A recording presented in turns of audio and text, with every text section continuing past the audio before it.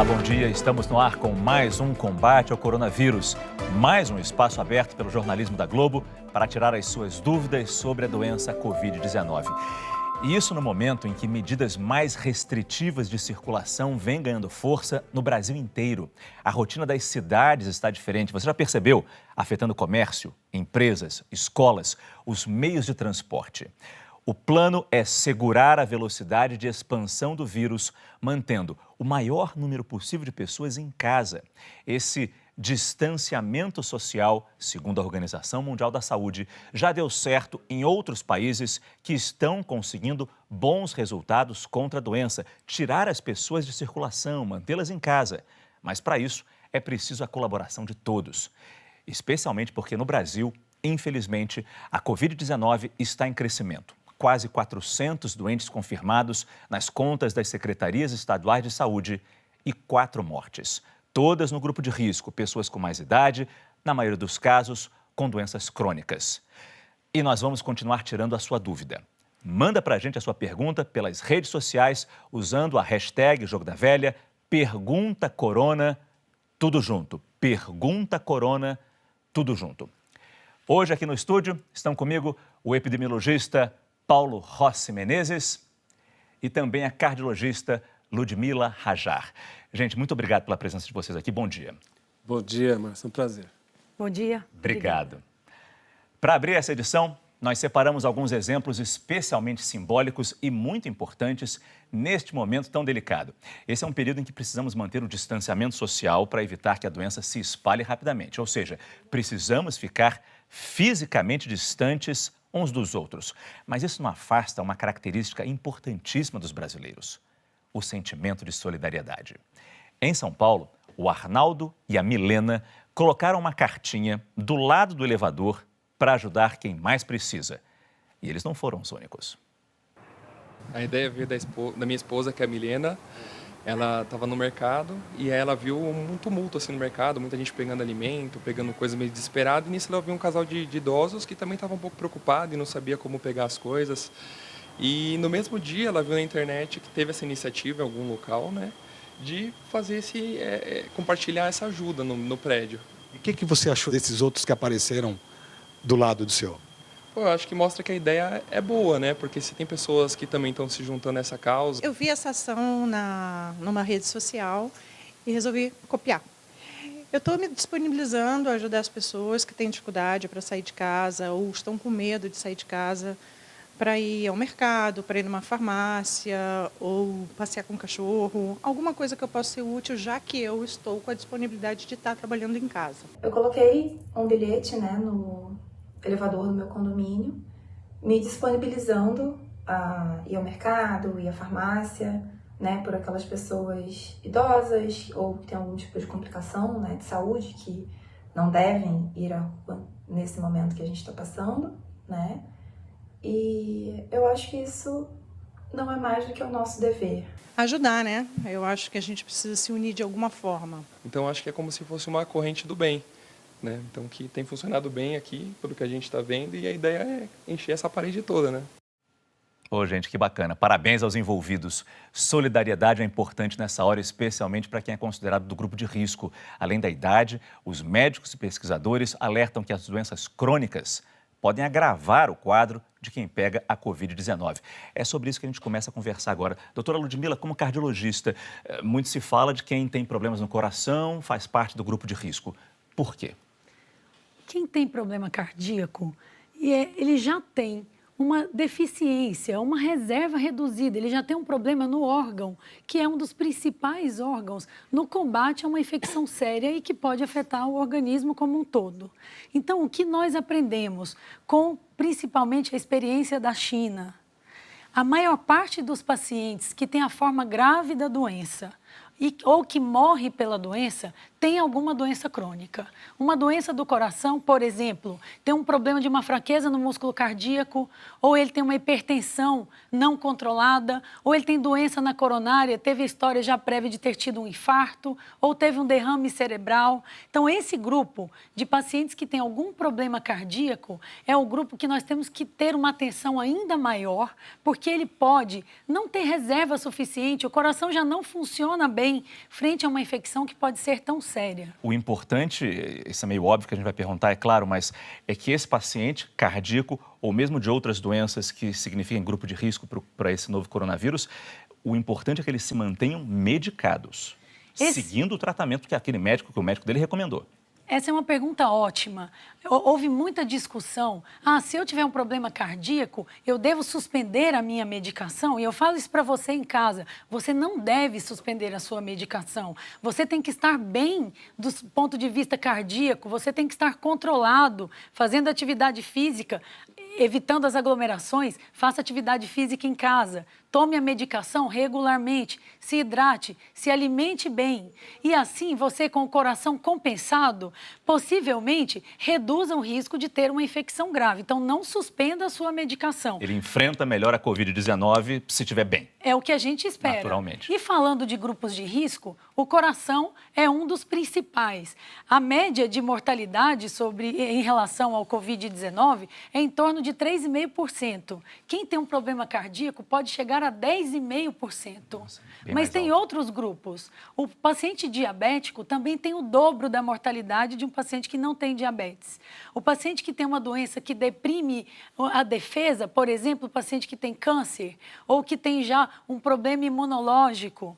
E muitas vezes os pacientes idosos, esses são os grupos que nós temos dado uma atenção especial, porque são os pacientes que vão ter a forma mais grave e vão ter uma chance maior de morrer. Eu vou continuar conversando com o Dr. Paulo também, mas vamos antes mostrar um exemplo que vem de Manaus.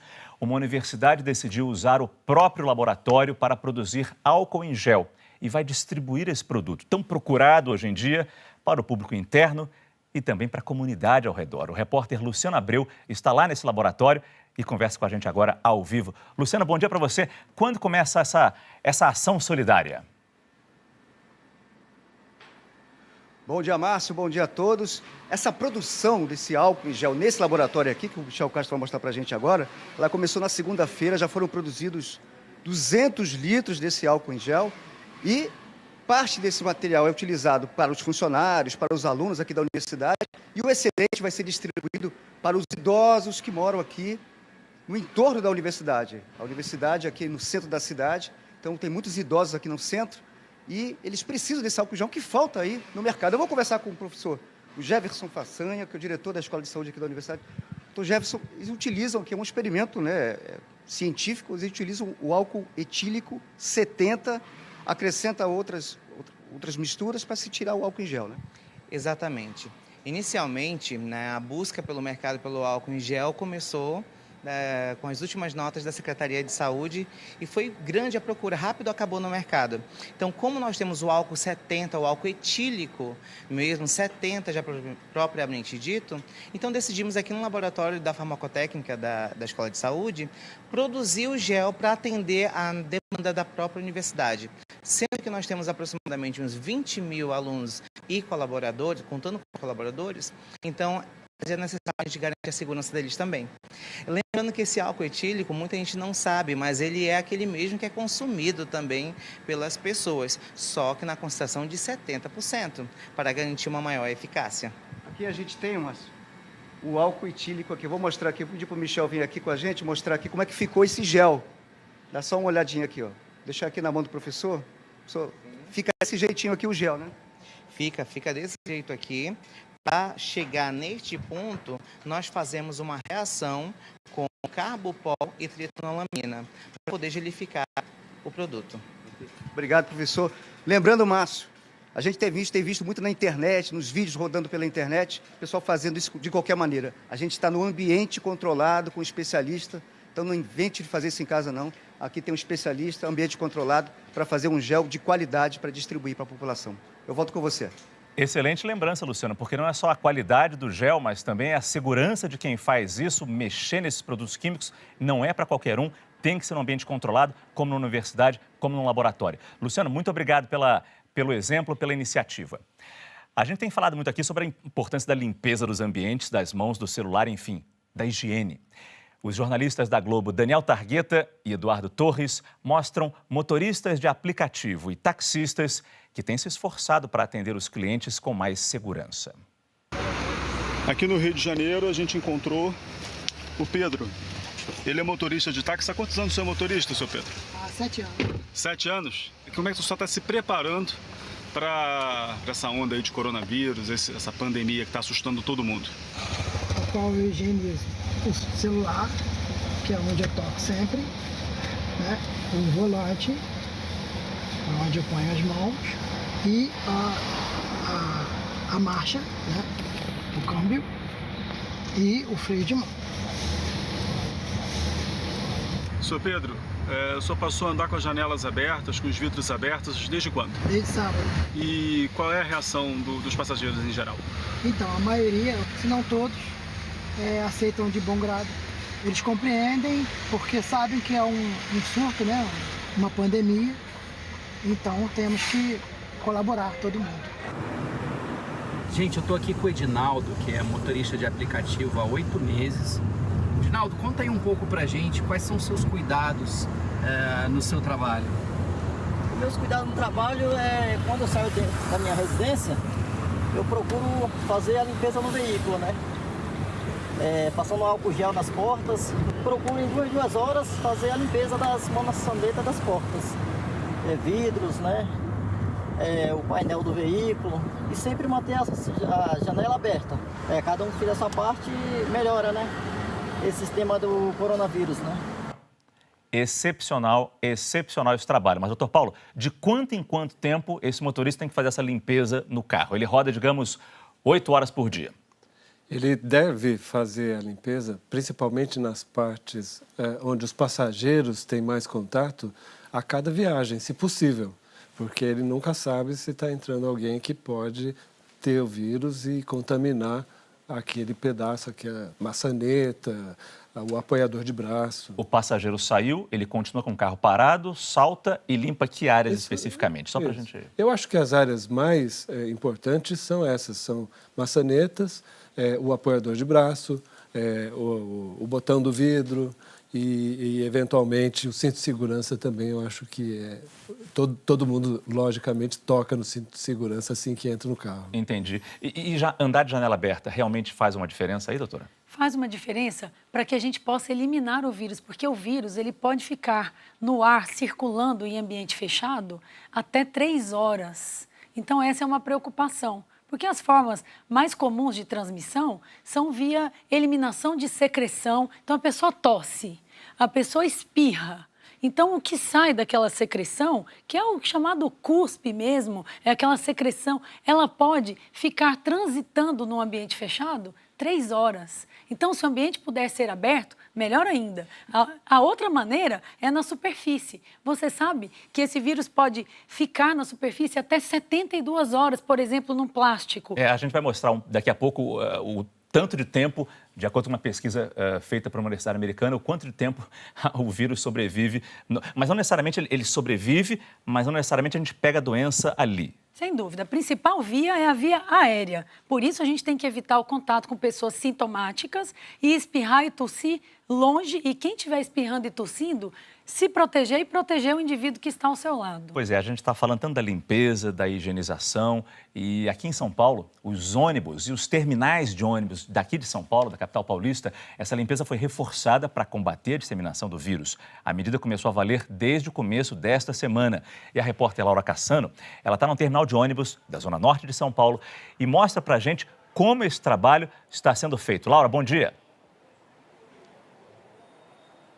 Bom dia, Márcio. O seguinte, olha, esse é um acordo entre a Prefeitura e as empresas de ônibus e é de responsabilidade das empresas de ônibus enviar as equipes de manutenção para fazer essa higienização reforçada também nos terminais. A gente vai mostrar para vocês, olha, essa daqui é a fila dos ônibus que ainda serão higienizados e a gente vai entrar também para mostrar na prática como é que isso está acontecendo, tá? Então, basicamente, o que eles me disseram é o seguinte, a limpeza dos ônibus, ela já acontece normalmente antes deles saírem da garagem, e o foco anteriormente era mais na limpeza do chão. E agora, olha, eles estão dando foco muito mais para essa parte aqui do balaústre, né, que são esses ferros aqui em amarelo, justamente onde as pessoas tocam mesmo com as mãos. E uma outra diferença também que eles me contaram é que eles estão usando o desinfetante não só borrifando nas próprias barras amarelas, mas também nesses paninhos. Então, dessa maneira, colocando, né, o paninho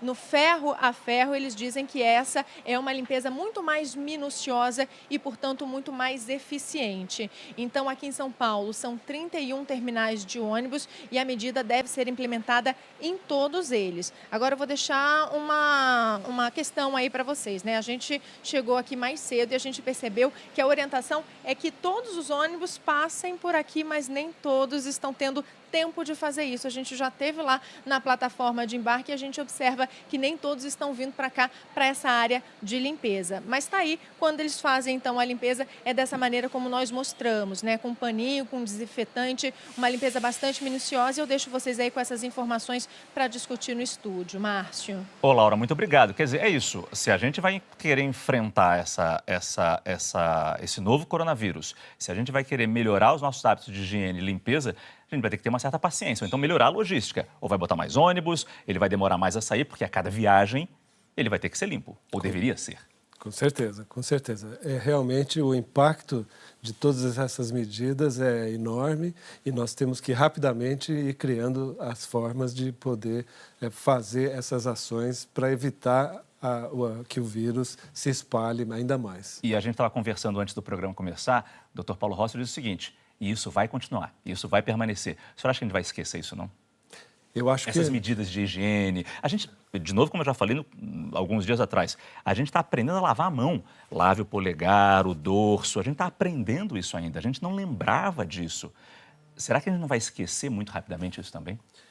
É uma impressão muito pessoal, mas eu acho que essa epidemia vai ter um impacto muito duradouro. Vai mudar, no meu modo de ver, a nossa cultura em relação a uma série de coisas.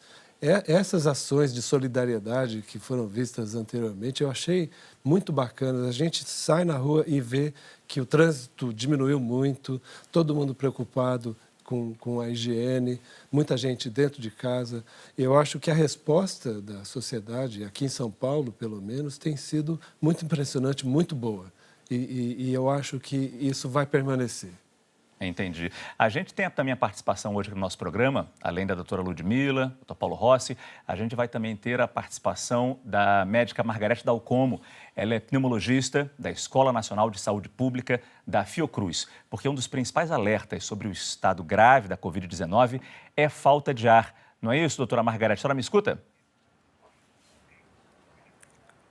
Escuto muito bem. Muito bom dia aos ouvintes. É o principal problema? É a febre que vem e volta, mas também a falta de ar, a respiração ofegante. Esse é um quadro muito... mostra que a situação pode ser grave naquela pessoa. Isso tem que ser explicado com muito cuidado do ponto de vista médico, porque senão outras pessoas que são portadoras de doenças que causam falta de ar, como, por exemplo, os pacientes asmáticos de qualquer idade, os pacientes que são portadores de doenças pulmonares obstrutivas crônicas, enfisema pulmonar, bronquite crônica, essas pessoas podem ter algum grau de falta de ar. Então, não é para ninguém entrar em desespero se tem uma exacerbação desses sintomas. Isso não necessariamente pode ser a Covid-19. A Covid-19 se caracteriza, do ponto de vista epidemiológico, até o momento, por sintomas clínicos que são mais prevalentes. Os sintomas de gravidade que devem levar alguém a procurar assistência hospitalar, assistência médica especial, irem procurar uma emergência, são febre alta, persistente e falta de ar progressiva. Esses são os sinais que devem levar alguém. Nós sabemos já que 80% dos casos vão ter isso numa medida muito pequena, muito discreta, às vezes falta de ar alguma. Então, esse será a maioria dos casos, mas esses são os sinais de gravidade que devem levar alguém a procurar assistência médica e emergências. A questão que mais preocupa nesse momento, numa emergência, é a falta de respiradores, não apenas de leitos de UTI, mas do equipamento de ventilação mecânica que vai facilitar, vai dar mais chance de vida a esse paciente.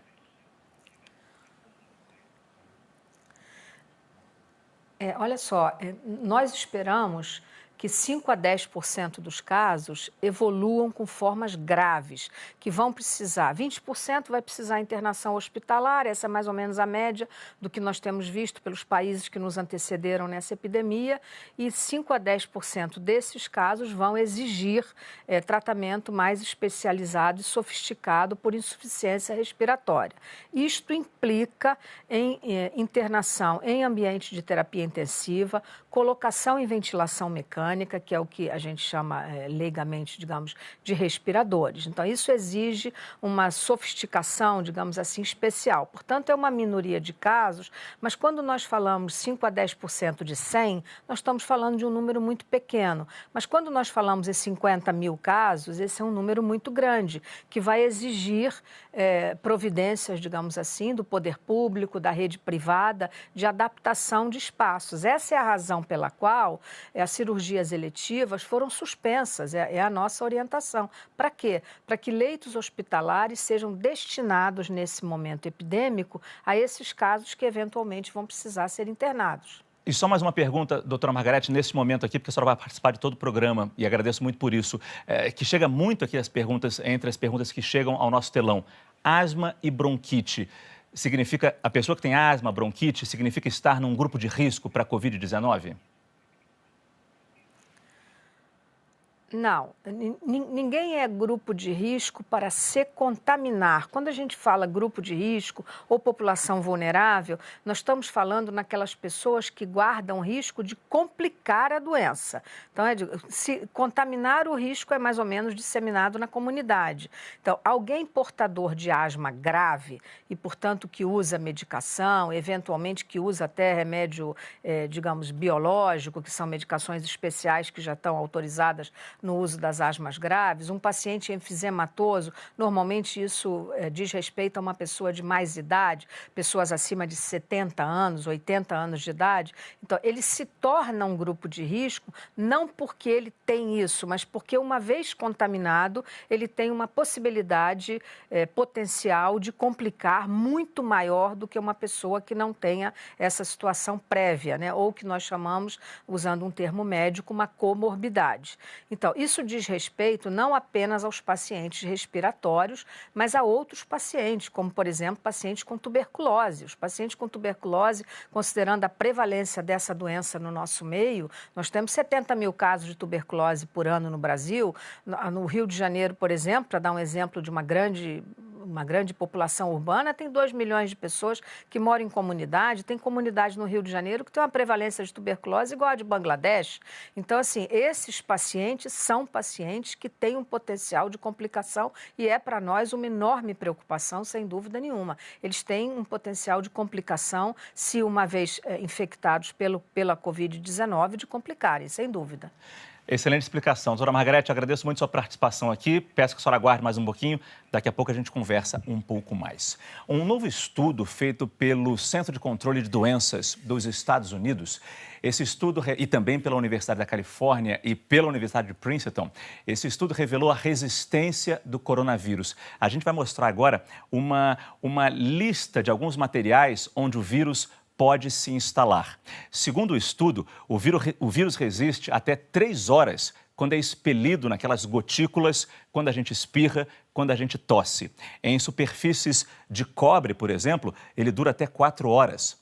Num papelão, o vírus pode durar até 1 dia, 24 horas. Em materiais de plástico, o coronavírus consegue permanecer de 2 a 3 dias.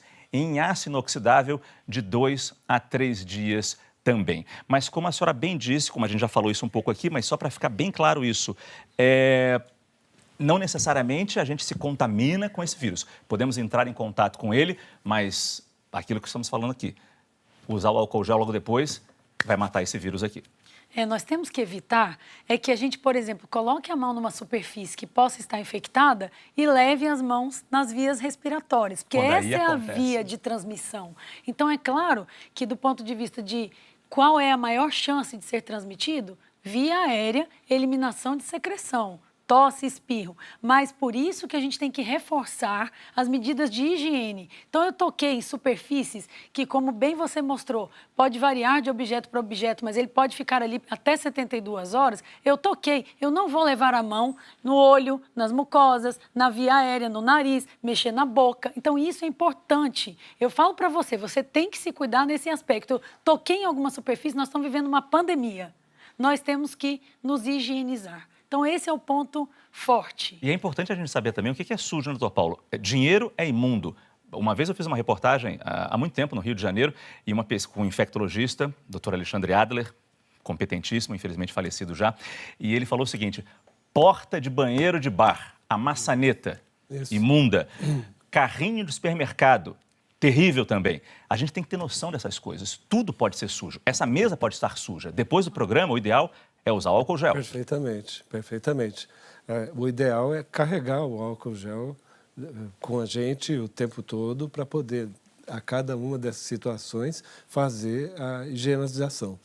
Eu queria só fazer um comentário, por favor, sobre a transmissão, porque o estudo mostrou a transmissão em aerosol. E, tecnicamente... Aerosol significa quando a gente espirra e... Não, vai. É isso que eu queria explicar, porque quando a gente espirra e tosse, a gente fala em transmissão por gotículas. Essas gotículas são maiores e elas, rapidamente, elas caem devido à gravidade. O aerosol é uma partícula muito pequenininha que permanece no ar. Por exemplo, quando a gente respira, a gente está constantemente eliminando aerosol. Por isso que o sarampo, por exemplo, é uma doença que é muito mais contagiosa. No sarampo, para cada pessoa com o vírus, se entende que ela pode contaminar até 18 outras pessoas, só por estar no mesmo ambiente. O coronavírus é de 1 para 4. O coronavírus, que é cerca de 1 para 4, ele se transmite principalmente através das gotículas e do contato. Então, o aerosol, embora ele fique 3 horas, a gente não precisa ficar tão preocupado com a transmissão por aerosol, porque ela só ocorre em algumas situações muito específicas, principalmente no cuidado de saúde do paciente mais grave. Entendi. Bom, no Rio de Janeiro, o repórter Edivaldo Dondossola está com a engenheira Cristiane Lacerda. Ela é especializada em qualidade de ar, não é isso, Edivaldo? Bom dia para você.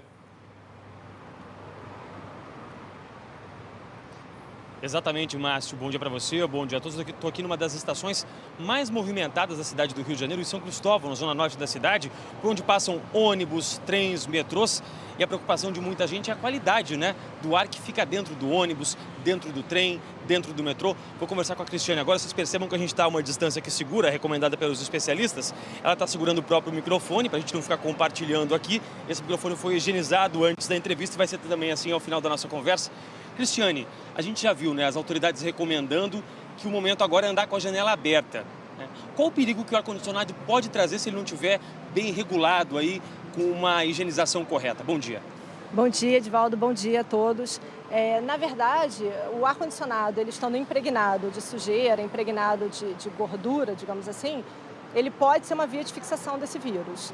Então, muito embora o equipamento de ar-condicionado por si só, ele não vai ser o filtro para esterilizar esse vírus no ar, ele pode ser uma via, sim, de contato. Então, nesse momento, a manutenção é super importante. A manutenção, você diria, qual seria o recomendado? Limpar o ar-condicionado de quanto em quanto tempo?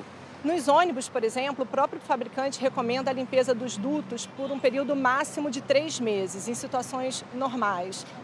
O passageiro do lado de fora não vai conseguir observar olho nu se essa limpeza foi feita ou não. Por isso a recomendação é importante para que ande sempre com a janela aberta. Exatamente. Então, nesse momento, quanto mais ventilado for o ônibus, quanto mais renovado for esse ar, melhor. Agora em casa, o ar-condicionado em casa, a pessoa está lá em quarentena, isolada, em casa, como estão recomendando as autoridades de saúde. Ela tem que tomar algum cuidado com o ar-condicionado de casa também? Importante manter o ar-condicionado de casa sempre limpo, não apenas nesse período agora, como que isso vire uma prática constante. Assim como nós tivemos que aprender a lavar as mãos, que a gente aprenda também a manter o nosso sistema de climatização sempre limpo. Essa higienização a cada 3 meses também vale para dentro de casa? Como é que deve ser feita essa higienização? A própria pessoa pode fazer isso? Ela tem que contratar algum técnico, alguém especialista nisso? No ar-condicionado caseiro, por exemplo, ele tem uns filtros que você pode retirar para uma limpeza mensal. Então, aí o próprio usuário ele pode retirar esses filtros e fazer uma limpeza mensal. É claro que tem que ter alguns cuidados. E lava como? Com água e sabão mesmo? Lava com água e sabão. Cuidado para não esfregar uma escova, porque você pode danificar a malha. Então, tem que ser uma limpeza sem danificar a malha do filtro, mas ela pode ser feita em casa com água e sabão, sem utilização de nenhum produto químico, principalmente sem cheiro. Se a pessoa tiver alguma dúvida, ela pode chamar alguém, algum técnico para isso? Pode. Agora, a limpeza da máquina em si, ela tem que ser feita por um técnico especializado. Então, existem outras partes do ar-condicionado que a gente não consegue alcançar dentro de casa. Então, a gente precisa contratar um técnico especializado na limpeza desse sistema. Ou seja, a limpeza que a gente consegue fazer em casa, a limpeza caseira, é aquela limpeza mais superficial, só do filtro mais aparente que a gente consegue retirar do aparelho, é isso? Isso, só as partes aparentes, a superfície externa e os filtros. E aí, na hora que for retirar os filtros, tomar cuidado sempre de estar usando um EPI mínimo para que alguma partícula contaminada ali, ela não venha por respingo no seu olho ou você não respire alguma partícula contaminada. Algumas famílias não têm ar-condicionado em casa, mas tem o ventilador. O ventilador também pode propagar vírus e bactérias se ele estiver sujo? Sim, pode. Então, você tem que manter o ventilador também higienizado, sempre higienizado. O ventilador é um pouco mais simples, a gente consegue fazer uma higienização caseira, por exemplo, e sempre dando preferência a água e sabão. Cristiane, especialista em qualidade de ar, muito obrigado pela sua participação ao vivo aqui no combate ao coronavírus. Márcio, eu volto com você em São Paulo. Edivaldo, muito bom. Agradeço a entrevistada. Excepcional. Boas dicas, né? Agora tem uma pergunta que chegou muito interessante também pelo nosso Pergunta Corona. Vamos abrir ali o nosso telão?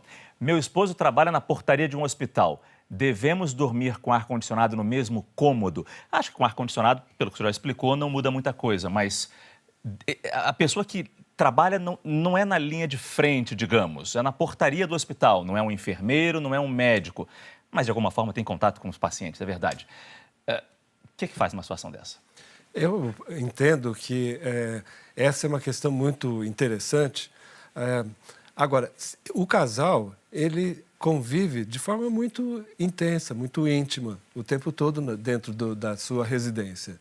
Então, não é só a questão de dormir em cômodos separados. Em geral, se tem refeições junto, se utiliza o mesmo banheiro, se pega nas maçanetas das portas. Então, eu acho que não é possível a gente viver numa bolha. Eu acho que a gente tem que tomar os cuidados, mas a gente também vai continuar levando a vida com nossos familiares. Então, eu acho, Luísa, que o que eu recomendo é que vocês cuidem da higiene para o lado de fora de casa e não dentro de casa. Deixa eu voltar aqui, deixa eu vir aqui para o telão para fazer outras perguntas. Do Rodrigo. Meu filho tem 13 anos e tem uma lesão no pulmão. Isso coloca no grupo de risco, doutora?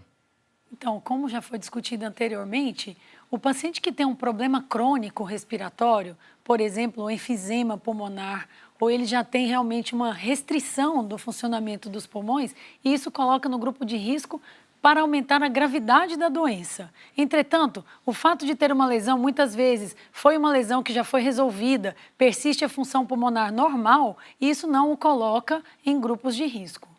O Isaac tem uma pergunta que eu vou jogar lá para a doutora Margarete, no Rio de Janeiro. Doutora Margarete, se o vírus só se manifesta depois de alguns dias e o indivíduo pode estar contaminado sem saber, não deveríamos todos, sem exceção, usar máscaras? Doutora Margarete, a senhora me escuta? Escuto sim, estou ouvindo muito bem.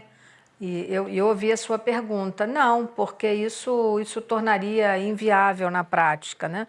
Enfim, nós temos que pensar, Márcio, raciocinar de uma maneira racional. Nós precisamos pensar que estamos numa epidemia. Então, as questões, a maior parte dos casos são casos leves. Essas questões às quais eu me referi, dos fatores de risco, que a colega cardiologista também acaba de se referir, são uma questão de chamar as pessoas à sensatez, né? Não é o fato de alguém ser portador de alguma condição que o torna um paciente de alto risco, não é isso, né? E a questão de andar de máscara também, todo mundo, não é uma recomendação que nós fazemos. Quem tem que estar de máscara é quem está doente, os profissionais de saúde, como já foi repetidamente dito, e aquelas pessoas que são portadoras de uma condição de imunidade muito comprometida. Então, pacientes com câncer que estão fazendo quimioterapia, pacientes que usam medicação imunossupressora, transplantados de órgão, essas são as pessoas que têm que ter uma proteção especial. Muito bom. Nós temos aqui outras perguntas aqui para a doutora Ludmila, também cardiologista, do Davi.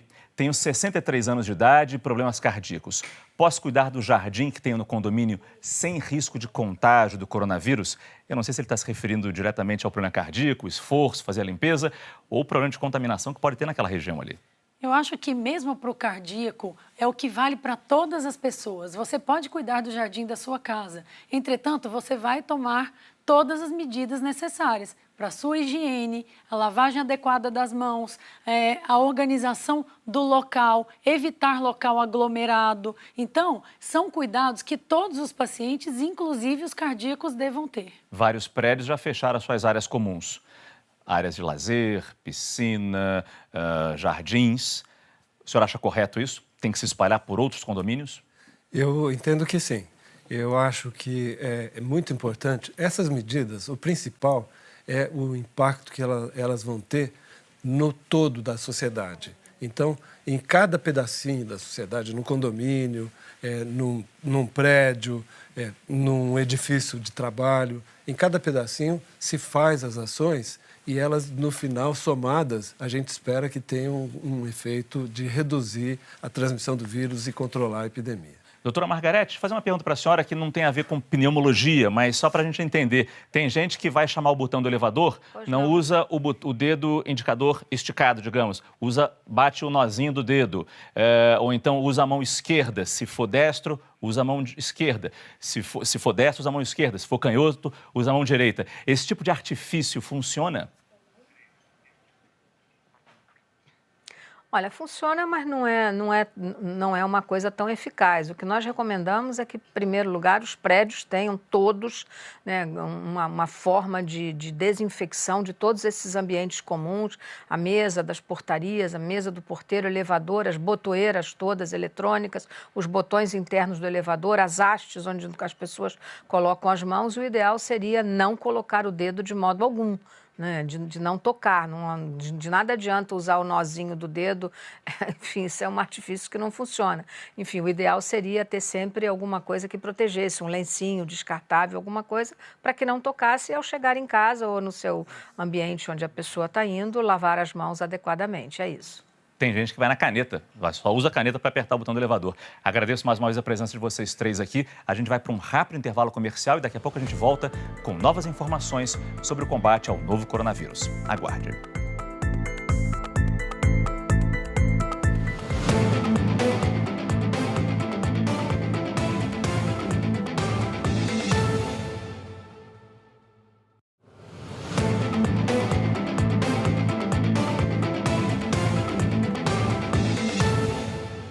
Agora são 10 horas e 45 minutos, estamos de volta com o combate ao coronavírus. Aqui no nosso telão, nós temos uma atualização em tempo real dos números da doença aqui no Brasil. Nos casos confirmados pelos números das secretarias estaduais de saúde, totalizados pelo G1, nós temos agora 529 casos confirmados da doença. Casos suspeitos, 11.278. E óbitos, temos o número 5. Nós começamos o programa falando de 4 mortes, todas registradas aqui em São Paulo. Esse 5º óbito foi registrado pela Prefeitura de Niterói, no Rio de Janeiro, que teria ocorrido lá. Portanto, esse número não foi ainda oficializado pelo Ministério da Saúde, mas já está registrado pela Prefeitura de Niterói como mais uma vítima do novo coronavírus. Falando em G1, vamos até a redação do G1 aqui em São Paulo para saber as últimas informações sobre o novo coronavírus com a Luísa Tenente. Luísa, bom dia para você. Bom dia, Márcio. Bom, Márcio, um levantamento de uma universidade norte-americana mostra que já são mais de 9.000 mortos ao redor do mundo por causa do novo coronavírus. Na China, a gente tem uma boa notícia. Pela primeira vez, não houve nenhum caso de transmissão interna da doença, só de pessoas que tinham vindo de outros países e acabaram importando o vírus. Em Portugal, ontem à noite, o governo decretou estado de emergência. Então, nas próximas horas, provavelmente, as autoridades de lá vão decretar alguma medida de restrição na circulação de pessoas. Na Espanha, que é o segundo país mais afetado da Europa, a situação piorou muito nas últimas horas. Já são mais de 17.000 casos e o número de mortos subiu 30% nas últimas 24 horas. São 767 pessoas que morreram por causa do coronavírus. Na França e na Itália, a gente vai ter um período de quarentena maior do que era previsto. Inicialmente, terminaria agora no começo de abril, duraria algumas semanas, mas provavelmente as autoridades vão rever esses prazos nas próximas horas. Claro que a gente está de olho nisso. E, por último, no México e na Rússia, houve as primeiras mortes por causa do coronavírus. Foram 2 pessoas, uma em cada país. As 2 já tinham doenças de base como hipertensão e diabetes. Márcio. Luísa, muito obrigado. Aqui em São Paulo, a Prefeitura decretou a proibição do atendimento presencial no comércio da capital. O repórter Thiago Scheuer tem as informações para a gente. Thiago, bom dia para você. Até banca de jornal vai ter que fechar. Até banca de jornal, viu, Márcio? Bom dia para você e para quem nos acompanha aqui na programação da Globo. Pois essas bancas são muito emblemáticas, né, na cidade e elas também fecham, então, a partir de amanhã. E esse prazo vai até o dia 5 de abril. Aí sim o comércio presencial não funciona em São Paulo, um decreto da Prefeitura. Você vai ver, ó, passou o ônibus, mas ali tem uma dessas bancas, né? E logo do lado, aí sim, tem um ambulante. Esses vendedores ambulantes também, a partir de amanhã, não vão mais poder trabalhar, né? Eles funcionam com base num TPU, que é o termo, né, de permissão de uso, que é uma licença que a Prefeitura dá para os ambulantes poderem ocupar aquele espaço num determinado horário, que é o que acontece em muitos casos aqui nesta rua. Essa é uma das principais ruas aqui do bairro de Pinheiros, que fica na zona oeste da capital, principais ruas de comércio. E você vê que não tem muita gente andando aqui nas calçadas. As lojas, a gente já tem acompanhado o movimento, estão bem vazias hoje. Falei com alguns atendentes, né? Eles disseram que pouca gente está entrando nessas lojas. Lembrando, então, de amanhã até o dia 5 de abril, comércio presencial tem que estar fechado em São Paulo. Tem uma recomendação também do governo do estado de São Paulo para os shoppings da Grande São Paulo. Esses shoppings também, a partir de segunda-feira, se recomenda que fiquem fechados, né? As lojas principalmente. Só os serviços aí, então, essenciais, considerados essenciais, como farmácias, supermercados, padarias, as feiras também que acontecem aqui em São Paulo, esses serviços aí sim podem ficar abertos à disposição da população. Então, lembrando, comércio presencial, aí sim, de amanhã até o dia 5 de abril fechados. Os shoppings da Grande São Paulo, recomenda-se que fechem as lojas a partir da próxima segunda-feira. E aí, essas lojas aí de serviços essenciais, como supermercados e farmácias, essas sim continuam abertas, viu, Márcio? Thiago, te agradeço demais a sua participação aqui no nosso combate ao coronavírus. Muito obrigado pelas suas informações. A gente viu que ele deu vários prazos aí, esse negócio de comércio de rua até 5 de abril. Mas, doutor, esses prazos podem ser estendidos, assim como aconteceu, como a Luísa nos mostrou, que a França já estuda estender o período de quarentena. Isso vai mudando muito. Ah, com certeza. Agora, as medidas estão sendo tomadas desde o início da semana. Elas têm sido tomadas progressivamente. Se entende que, embora a gente diga que o período de transmissão de alguém com o vírus é até 14 dias, a média de início de sintomas tem sido 5 dias. Então, o que nós vamos observar é possivelmente o efeito dessas medidas 5, 7 dias para frente. Nossa tarefa, então, é monitorar a epidemia na próxima semana, na outra semana, para poder avaliar o impacto dessas medidas e se é necessário mais medidas ou se a gente vai poder começar a afrouxar essas medidas.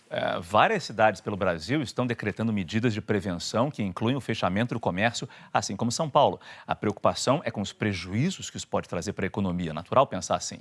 Nós vamos até Belo Horizonte, onde o comércio também vai ficar de portas fechadas. Quem fala com a gente é o repórter Carlos Eduardo Alvim. Bom dia, Carlos Eduardo.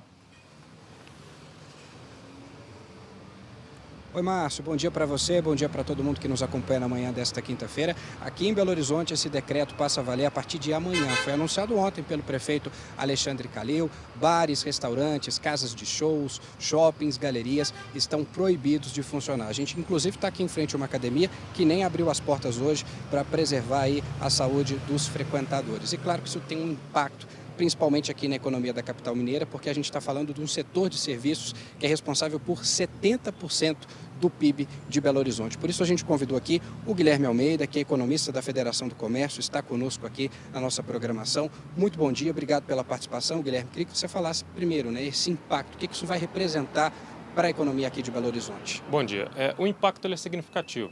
Como você muito bem destacou, o setor de serviços, comércio de bens, serviços e turismo aqui na capital representa 70% do PIB, empregam aí quase 1 milhão de mão de obra formal nos seus estabelecimentos, e essa paralisação de algumas atividades e a incerteza decorrente de qual período de paralisação acaba levando esse receio aos empresários. Muitas empresas não conseguirão passar por esse período justamente porque operam já com um ciclo de caixa mais enxuto, necessitam aí de capital de giro e não vão conseguir fazer frente às suas necessidades financeiras. Então a preocupação é muito grande. A gente está falando aí que é um decreto por tempo indeterminado e é essa incerteza que tem incomodado e preocupado os comerciantes, né? Exatamente, Como eu disse, 90% dos estabelecimentos aqui na capital e também em todo o Brasil são micro e pequenas empresas. E são empresas que têm um pouco poder de barganha junto a fornecedores, operam com um ciclo de caixa apertado, com o menor número de dias de estoques e não conseguem fazer face às suas obrigações financeiras, obrigações acessórias em decorrência dessa paralisação. Quando eu tenho uma cessão das receitas, não tem receita entrando no estabelecimento varejista, vamos lembrar que o varejo e o prestador de serviços necessitam da circulação de pessoas e de mercadorias e com essa interrupção nós teremos uma interrupção da entrada de receitas, porém as dívidas continuam chegando. Ok, Guilherme, muito obrigado pela sua participação. Uma última informação, Márcio, eu conversei há pouco com o presidente da Associação de Bares e Restaurantes aqui de Belo Horizonte. Ele me disse que o setor é responsável por empregar 130 mil pessoas, tanto aqui em Belo Horizonte quanto na Grande BH. Se esse decreto durar pelo menos por 60 dias, ele disse que o setor não consegue sustentar, ele deve ter uma perda aí de metade dessas vagas, porque é um setor que não consegue ficar funcionando de portas fechadas. A gente vai seguir acompanhando essa situação aqui e vai atualizando nessa nossa programação especial. A gente volta com você. Porque é uma situação grave, Carlos Eduardo. Você tem toda a razão. É uma situação grave, mas é uma situação em que todos vamos perder. Não tem jeito. Se a gente quiser conter realmente essa doença, se a gente quiser diminuir essa velocidade de expansão, a gente vai ter que fazer sacrifícios. Em Goiás, a medida é muito mais radical. Quem descumprir a regra que começa a valer hoje pode pegar até 1 ano de prisão, além de ter que pagar multa. Tá tudo fechado por aí, Renata Costa? Bom dia. Oi, Márcio, tudo bem? Bom dia para você. Tudo fechado nessas lojas por aqui. Eu estou na região da 44, tem 14 mil lojas aqui, Márcio, que resolveram realmente cumprir a determinação do governo do estado, até porque a polícia está aqui fiscalizando, viu, Márcio? E como você disse, o decreto prevê 1 ano de prisão e também multa para quem descumprir a lei. Essa punição foi baseada num artigo do Código Penal. E para você ter uma ideia, durante os dias normais aqui, Márcio, essas ruas ficam lotadas de gente que vem do Brasil todo para fazer compra nesse lugar, porque esse aqui é o segundo maior polo comercial do país, perdendo apenas para a região do Brás, aí de São Paulo.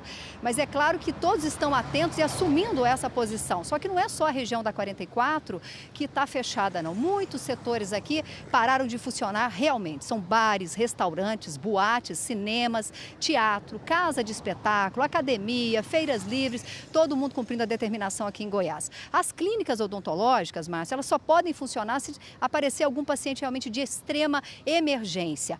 Hoje, aqui em Goiás, praticamente só os serviços essenciais, que são aqueles vitais para a população que estão funcionando, como hospital, farmácia, posto de combustível e supermercado.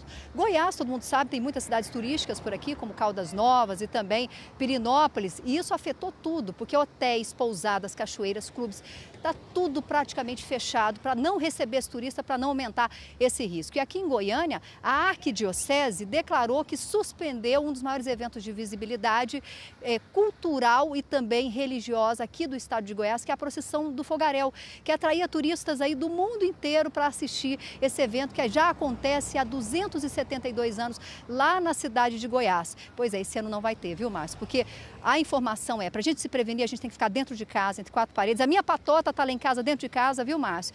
E a gente está cumprindo aqui o trabalho, porque a gente tem que informar, né? Aqui em Goiás já foram confirmados 12 casos de coronavírus, Márcio. Muito bom, Renata. Muito obrigado pelo seu depoimento.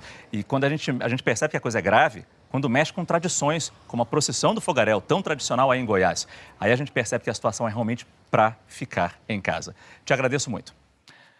Para falar sobre a situação do comércio no Rio de Janeiro, a repórter Larissa Schmidt está com o assessor da presidência da FEComércio. Larissa, bom dia. Os shoppings por aí estão fechados, né? Oi, Márcio, bom dia para você. Sim, determinação de fechamento dos shoppings. Mas com relação aos lojistas, o decreto do governo do estado, ele não determina, ele orienta os lojistas a agirem conforme a necessidade e o bom senso. Já, por exemplo, com restaurantes, bares, ele restringe a 30% da clientela normal, com o espaçamento entre as pessoas. Mas o que a gente observa aqui na Saara, que é o principal centro do comércio popular do Rio de Janeiro, eu estou aqui num espaço, numa praça com espaço entre as pessoas, mas ali, logo à frente, a gente vê a rua Regente Feijó e em determinados momentos tem aglomeração aqui pela manhã, as lojas estão abertas, o governador hoje se reúne com empresários do setor de transporte, deve determinar uma restrição maior nos transportes e possivelmente também com relação aos lojistas. Eu converso aqui com o assessor da presidência da FEComércio, Marcelo Novaes, e eu começo perguntando a sua impressão sobre cenas como essa que a gente vê. A gente tem uma determinação para não ter aglomeração, mas os lojistas de portas abertas e as pessoas circulando e se aglomerando. Bom dia. Bom dia, bom dia. Os lojistas, os empresários de um modo geral, eles vêm sofrendo um dilema, que é a questão da saúde, que é a primordial nesse momento, porém também a questão econômica. Eles não sabem como vão sobreviver durante o período de crise.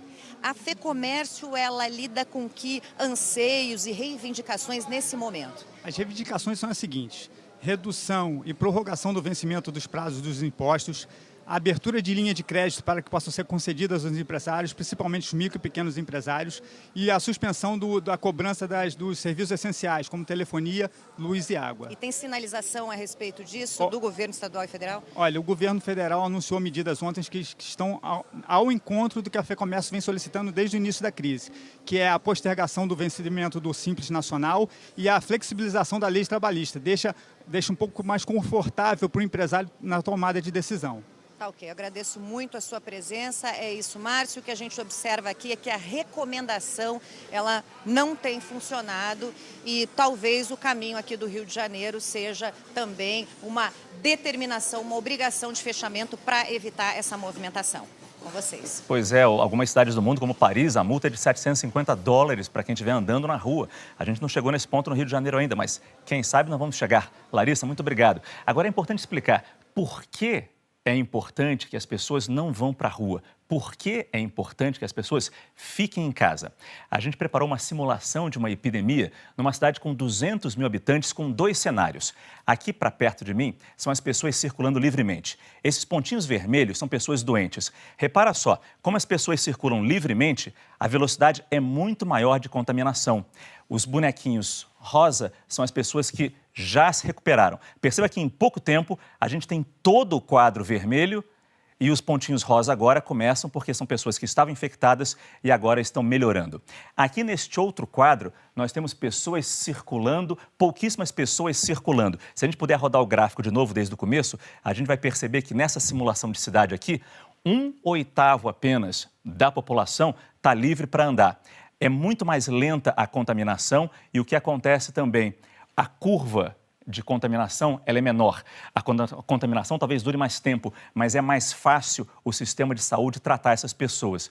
Perceba só como a gente consegue conter até melhor do que o esquema de quarentena que outras cidades fazem. A pesquisa diz que no esquema de quarentena, sempre se fura a quarentena, acaba não valendo tanto. Mas quando a gente pede que as pessoas fiquem em casa, a velocidade de transmissão é muito menor. Perceba como tem mais pessoas saudáveis e elas vão se infectando de forma mais lenta. Ou seja, doutora Ludmila, só mesmo ficando em casa, só mesmo com o chamado isolamento social, a gente segura esse crescimento exponencial no número de casos da Covid-19.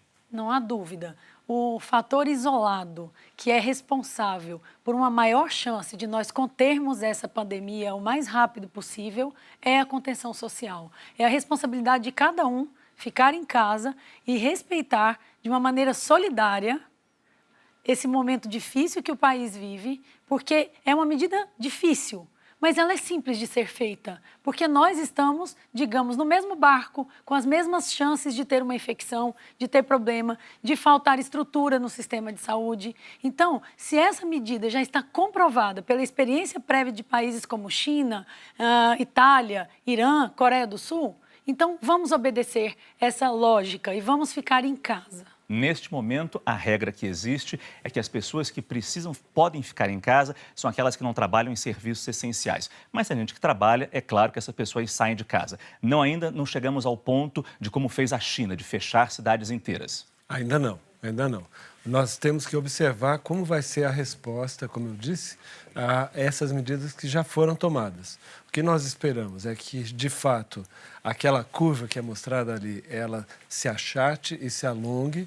Então, a curva com os casos de contaminação. Quanto mais chatinha, quanto mais baixa, melhor. Isso. Porque é melhor porque, primeiro, diminui o número de pessoas com a doença. Segundo, que diminui de forma importante o impacto disso nos serviços de saúde, que vão ter que cuidar dos casos graves. Então, se nós tivermos uma ocorrência de doença muito rápida em muita gente, o problema é o impacto nos serviços de saúde. Que não aguenta. Que não vão dar conta.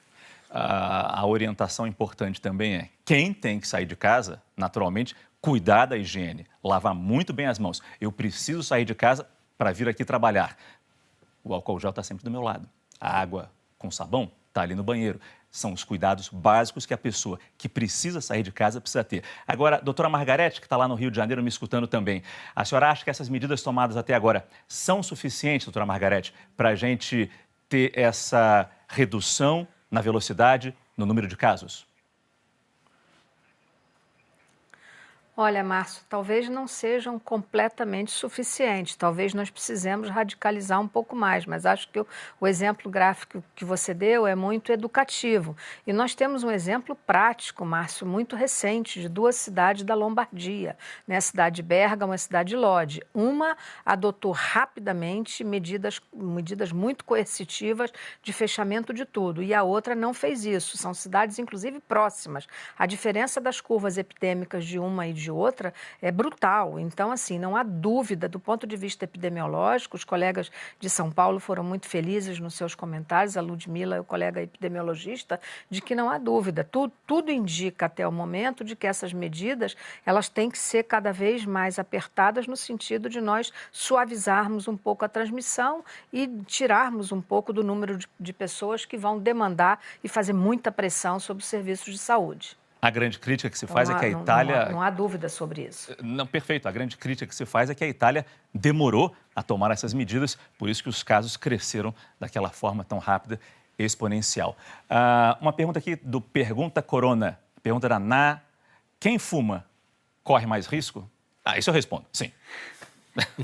Não, já está com o pulmão prejudicado, né?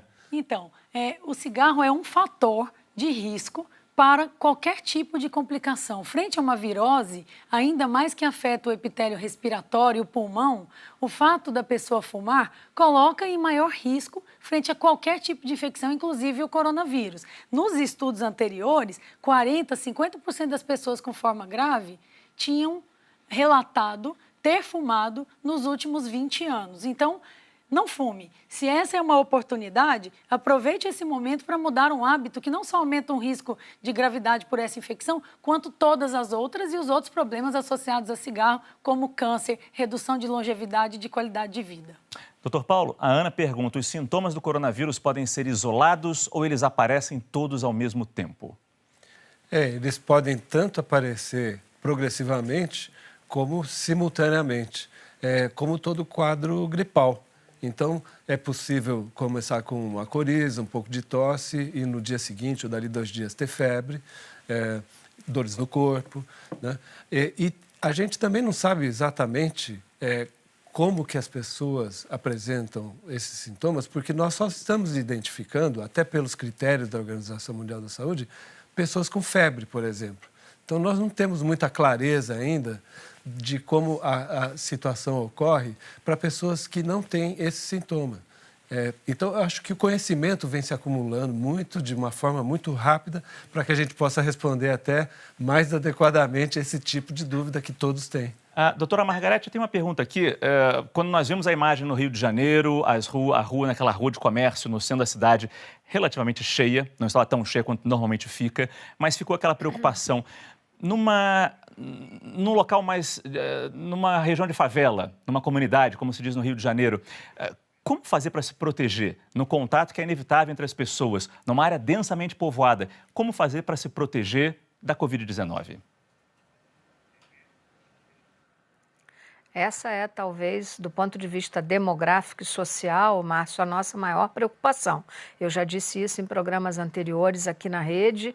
Assim, a grande preocupação no Rio de Janeiro, tanto do ponto de vista da chegada, digamos assim, das ações de saúde, quanto a logística disso tudo, são os 2 milhões de pessoas que vivem em comunidade no Rio de Janeiro, onde não só a densidade demográfica de pessoas é muito grande, como a situação de saneamento básico que não ajuda. Então, assim, eu disse, inclusive, anteriormente, que não adianta nós estarmos aqui falando em álcool gel. Álcool gel é um discurso, digamos assim, para a classe média.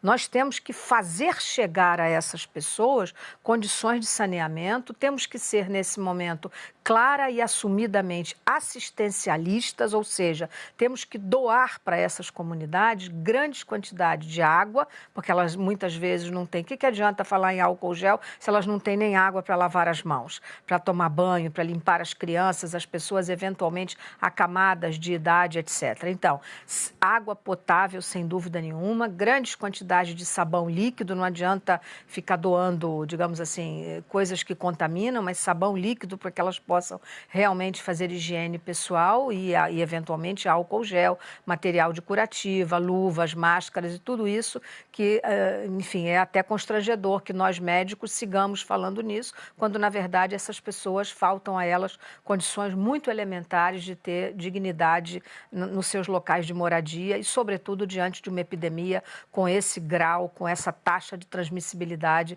que nós estamos vendo e sabemos que assim será. Excelente lembrança, doutora Margarete. No próximo bloco a gente vai mostrar a situação no Recife e também na Baixada Fluminense e a gente vai mostrar que a situação, infelizmente, é assustadora por lá. Eu peço para a senhora me aguardar só um pouquinho, porque a gente vai ao vivo para a redação do G1 conversar mais uma vez com a Luísa Tenente, porque foi confirmada mais uma morte no Rio de Janeiro. É isso, Luísa?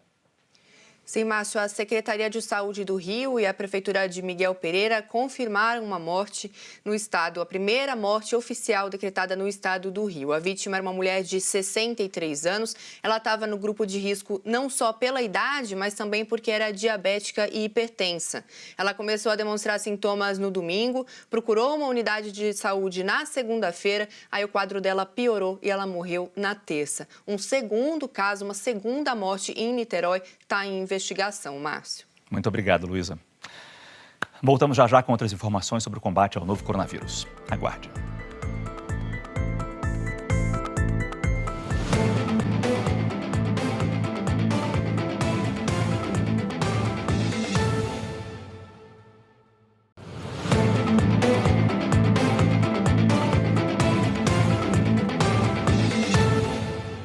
Agora são 10 horas e 45 minutos, estamos de volta com o combate ao coronavírus. Aqui no nosso telão, nós temos uma atualização em tempo real dos números da doença aqui no Brasil. Nos casos confirmados pelos números das secretarias estaduais de saúde, totalizados pelo G1, nós temos agora 529 casos confirmados da doença. Casos suspeitos, 11.278. E óbitos, temos o número 5. Nós começamos o programa falando de 4 mortes, todas registradas aqui em São Paulo. Esse 5º óbito foi registrado pela Prefeitura de Niterói, no Rio de Janeiro, que teria ocorrido lá. Portanto, esse número não foi ainda oficializado pelo Ministério da Saúde, mas já está registrado pela Prefeitura de Niterói como mais uma vítima do novo coronavírus. Falando em G1, vamos até a redação do G1 aqui em São Paulo para saber as últimas informações sobre o novo coronavírus com a Luísa Tenente. Luísa, bom dia para você. Bom dia, Márcio. Bom, Márcio, um levantamento de uma universidade norte-americana mostra que já são mais de 9.000 mortos ao redor do mundo por causa do novo coronavírus.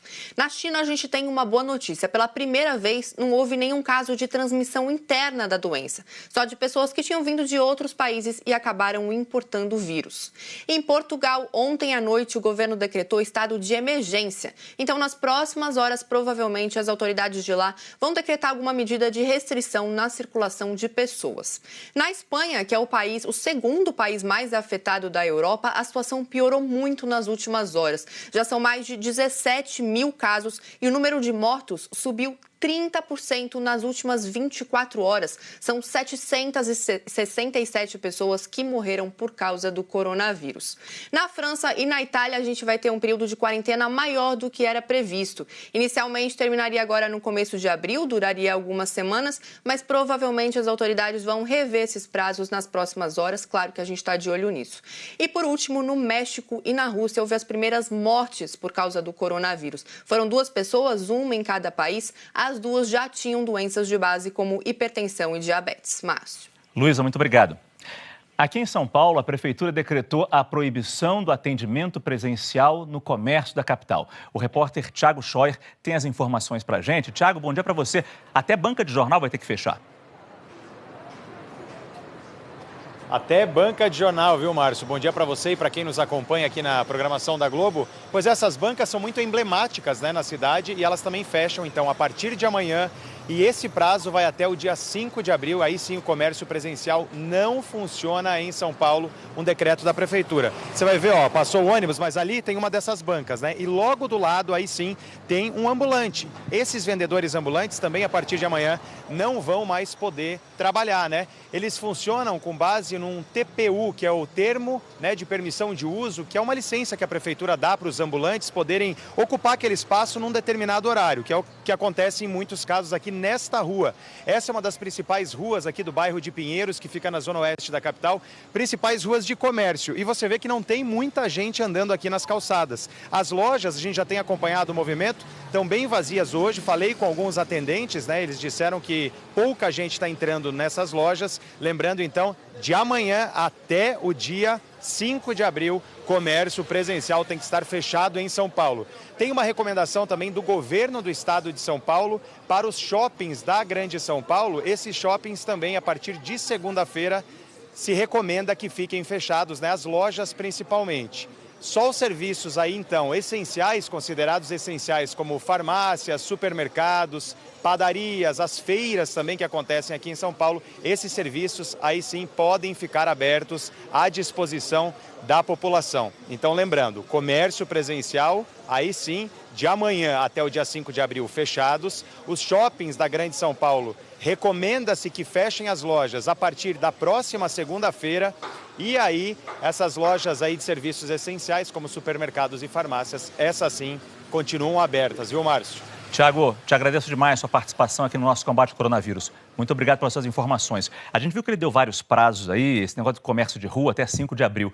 Mas, doutor, esses prazos podem ser estendidos, assim como aconteceu, como a Luísa nos mostrou, que a França já estuda estender o período de quarentena. Isso vai mudando muito. Ah, com certeza. Agora, as medidas estão sendo tomadas desde o início da semana. Elas têm sido tomadas progressivamente.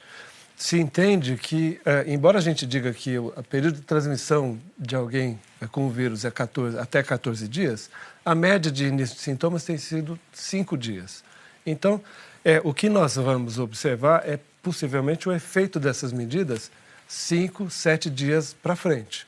Nossa tarefa, então, é monitorar a epidemia na próxima semana, na outra semana, para poder avaliar o impacto dessas medidas e se é necessário mais medidas ou se a gente vai poder começar a afrouxar essas medidas. Várias cidades pelo Brasil estão decretando medidas de prevenção que incluem o fechamento do comércio, assim como São Paulo. A preocupação é com os prejuízos que isso pode trazer para a economia. Natural pensar assim. Nós vamos até Belo Horizonte, onde o comércio também vai ficar de portas fechadas. Quem fala com a gente é o repórter Carlos Eduardo Alvim. Bom dia, Carlos Eduardo.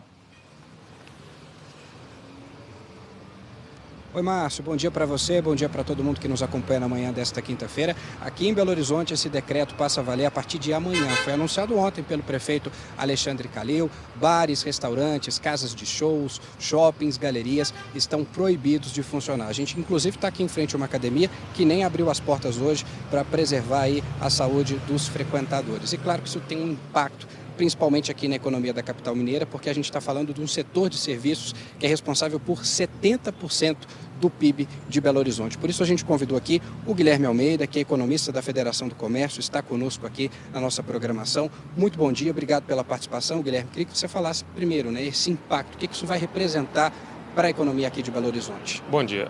O impacto ele é significativo, né? Como você muito bem destacou, o setor de serviços, comércio de bens, serviços e turismo aqui na capital representa 70% do PIB, empregam aí quase 1 milhão de mão de obra formal nos seus estabelecimentos, e essa paralisação de algumas atividades e a incerteza decorrente de qual período de paralisação acaba levando esse receio aos empresários. Muitas empresas não conseguirão passar por esse período justamente porque operam já com um ciclo de caixa mais enxuto, necessitam aí de capital de giro e não vão conseguir fazer frente às suas necessidades financeiras. Então a preocupação é muito grande. A gente está falando aí que é um decreto por tempo indeterminado e é essa incerteza que tem incomodado e preocupado os comerciantes, né? Exatamente, né? Como eu disse, 90% dos estabelecimentos aqui na capital e também em todo o Brasil são micro e pequenas empresas. E são empresas que têm um pouco poder de barganha junto a fornecedores, operam com um ciclo de caixa apertado, com o menor número de dias de estoques e não conseguem fazer face às suas obrigações financeiras, obrigações acessórias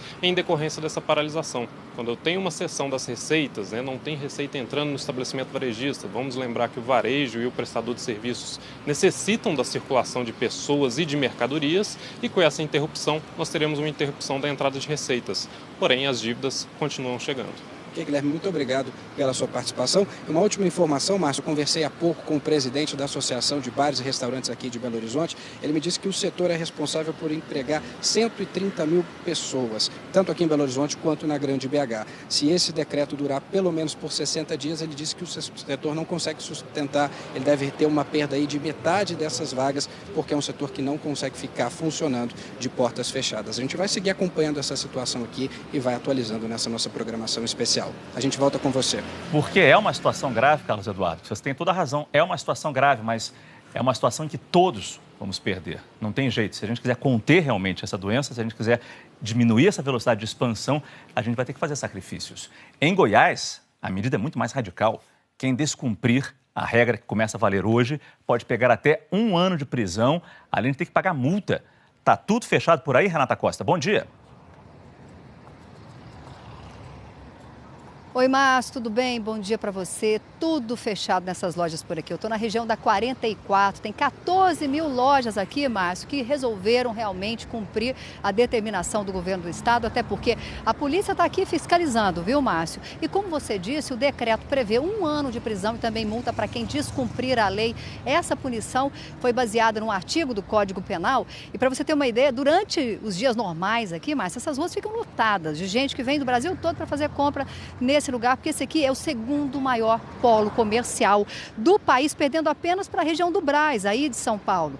Mas é claro que todos estão atentos e assumindo essa posição. Só que não é só a região da 44 que está fechada, não. Muitos setores aqui pararam de funcionar realmente. São bares, restaurantes, boates, cinemas, teatro, casa de espetáculo, academia, feiras livres, todo mundo cumprindo a determinação aqui em Goiás. As clínicas odontológicas, Márcio, elas só podem funcionar se aparecer algum paciente realmente de extrema emergência. Hoje, aqui em Goiás, praticamente só os serviços essenciais, que são aqueles vitais para a população que estão funcionando, como hospital, farmácia, posto de combustível e supermercado. Goiás, todo mundo sabe, tem muitas cidades turísticas por aqui, como Caldas Novas e também Pirinópolis, e isso afetou tudo, porque hotéis, pousadas, cachoeiras, clubes, está tudo praticamente fechado para não receber esse turista, para não aumentar esse risco. E aqui em Goiânia, a Arquidiocese declarou que suspendeu um dos maiores eventos de visibilidade cultural e também religiosa aqui do estado de Goiás, que é a procissão do Fogaréu, que atraía turistas aí do mundo inteiro para assistir esse evento que já acontece há 272 anos lá na cidade de Goiás. Pois é, esse ano não vai ter, viu, Márcio? Porque a informação para a gente se prevenir, a gente tem que ficar dentro de casa, entre 4 paredes. A minha patota está lá em casa, dentro de casa, viu, Márcio? E a gente está cumprindo aqui o trabalho porque a gente tem que informar, né? Aqui em Goiás já foram confirmados 12 casos de coronavírus, Márcio. Muito bom, Renata. Muito obrigado pelo seu depoimento. E quando a gente percebe que a coisa é grave, quando mexe com tradições, como a procissão do Fogaréu, tão tradicional aí em Goiás, aí a gente percebe que a situação é realmente para ficar em casa. Te agradeço muito. Para falar sobre a situação do comércio no Rio de Janeiro, a repórter Larissa Schmidt está com o assessor da presidência da FEComércio. Larissa, bom dia. Os shoppings por aí estão fechados, né? Oi, Márcio, bom dia para você. Sim, determinação de fechamento dos shoppings. Mas com relação aos lojistas, o decreto do governo do estado, ele não determina, ele orienta os lojistas a agirem conforme a necessidade e o bom senso. Já, por exemplo, com restaurantes, bares, ele restringe a 30% da clientela normal, com o espaçamento entre as pessoas. Mas o que a gente observa aqui na Saara, que é o principal centro do comércio popular do Rio de Janeiro, eu estou aqui num espaço, numa praça com espaço entre as pessoas, mas ali, logo à frente, a gente vê a rua Regente Feijó e em determinados momentos tem aglomeração aqui pela manhã, as lojas estão abertas, o governador hoje se reúne com empresários do setor de transporte, deve determinar uma restrição maior nos transportes e possivelmente também com relação aos lojistas. Eu converso aqui com o assessor da presidência da FEComércio, Marcelo Novaes, e eu começo perguntando a sua impressão sobre cenas como essa que a gente vê. A gente tem uma determinação para não ter aglomeração, mas os lojistas de portas abertas e as pessoas circulando e se aglomerando. Bom dia. Bom dia, bom dia. Os lojistas, os empresários de um modo geral, eles vêm sofrendo um dilema, que é a questão da saúde, que é a primordial nesse momento, porém também a questão econômica. Eles não sabem como vão sobreviver durante o período de crise. A FEComércio, ela lida com que anseios e reivindicações nesse momento? As reivindicações são as seguintes: redução e prorrogação do vencimento dos prazos dos impostos, a abertura de linha de crédito para que possam ser concedidas aos empresários, principalmente os micro e pequenos empresários, e a suspensão da cobrança dos serviços essenciais, como telefonia, luz e água. E tem sinalização a respeito disso do governo estadual e federal? Olha, o governo federal anunciou medidas ontem que estão ao encontro do que a FEComércio vem solicitando desde o início da crise, que é a postergação do vencimento do Simples Nacional e a flexibilização da lei trabalhista. Deixa um pouco mais confortável para o empresário na tomada de decisão. Tá ok, eu agradeço muito a sua presença. É isso, Márcio. O que a gente observa aqui é que a recomendação, ela não tem funcionado e talvez o caminho aqui do Rio de Janeiro seja também uma determinação, uma obrigação de fechamento para evitar essa movimentação. Com vocês. Pois é, algumas cidades do mundo, como Paris, a multa é de $750 para quem estiver andando na rua. A gente não chegou nesse ponto no Rio de Janeiro ainda, mas quem sabe nós vamos chegar. Larissa, muito obrigado. A orientação importante também é quem tem que sair de casa, naturalmente, cuidar da higiene, lavar muito bem as mãos. Eu preciso sair de casa para vir aqui trabalhar. O álcool gel está sempre do meu lado. A água com sabão está ali no banheiro. São os cuidados básicos que a pessoa que precisa sair de casa precisa ter. Agora, doutora Margarete, que está lá no Rio de Janeiro me escutando também, a senhora acha que essas medidas tomadas até agora são suficientes, doutora Margarete, para a gente ter essa redução na velocidade, no número de casos? Olha, Márcio, talvez não sejam completamente suficientes, talvez nós precisemos radicalizar um pouco mais, mas acho que o exemplo gráfico que você deu é muito educativo. E nós temos um exemplo prático, Márcio, muito recente, de duas cidades da Lombardia, né? A cidade de Bérgamo e a cidade de Lodi. Uma adotou rapidamente medidas muito coercitivas de fechamento de tudo, e a outra não fez isso. São cidades, inclusive, próximas. A diferença das curvas epidêmicas de uma e de outra é brutal. Então, assim, não há dúvida, do ponto de vista epidemiológico, os colegas de São Paulo foram muito felizes nos seus comentários, a Ludmila, o colega epidemiologista, de que não há dúvida. Tudo indica até o momento de que essas medidas, elas têm que ser cada vez mais apertadas no sentido de nós suavizarmos um pouco a transmissão e tirarmos um pouco do número de pessoas que vão demandar e fazer muita pressão sobre os serviços de saúde. A grande crítica que se faz é que a Itália... Não há dúvida sobre isso. Não, perfeito. A grande crítica que se faz é que a Itália demorou a tomar essas medidas, por isso que os casos cresceram daquela forma tão rápida, exponencial. Uma pergunta aqui do Pergunta Corona. Pergunta da Ná. Quem fuma corre mais risco? Isso eu respondo, sim.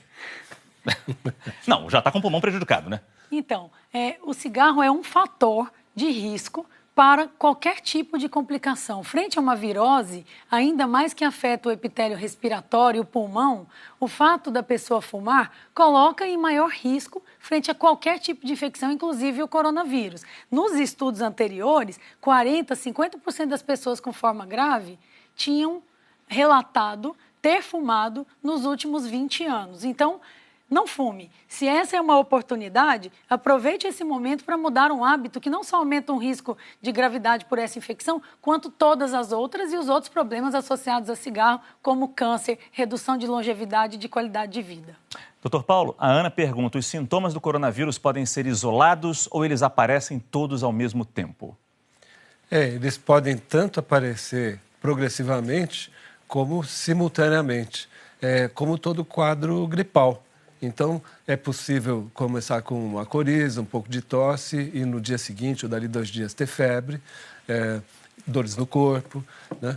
E a gente também não sabe exatamente como que as pessoas apresentam esses sintomas, porque nós só estamos identificando, até pelos critérios da Organização Mundial da Saúde, pessoas com febre, por exemplo. Então, nós não temos muita clareza ainda de como a situação ocorre para pessoas que não têm esse sintoma. Então, eu acho que o conhecimento vem se acumulando de uma forma muito rápida para que a gente possa responder até mais adequadamente esse tipo de dúvida que todos têm. Doutora Margarete, eu tenho uma pergunta aqui. Quando nós vimos a imagem no Rio de Janeiro, naquela rua de comércio no centro da cidade, relativamente cheia, não estava tão cheia quanto normalmente fica, mas ficou aquela preocupação. Num local mais, numa região de favela, numa comunidade, como se diz no Rio de Janeiro, como fazer para se proteger no contato que é inevitável entre as pessoas, numa área densamente povoada? Como fazer para se proteger da Covid-19? Essa é, talvez, do ponto de vista demográfico e social, Márcio, a nossa maior preocupação. Eu já disse isso em programas anteriores aqui na rede. Assim, a grande preocupação no Rio de Janeiro, tanto do ponto de vista da chegada, digamos assim, das ações de saúde, quanto a logística disso tudo, são os 2 milhões de pessoas que vivem em comunidade no Rio de Janeiro, onde não só a densidade demográfica de pessoas é muito grande, como a situação de saneamento básico que não ajuda. Então, assim, eu disse, inclusive, anteriormente, que não adianta nós estarmos aqui falando em álcool gel. Álcool gel é um discurso, digamos assim, para a classe média.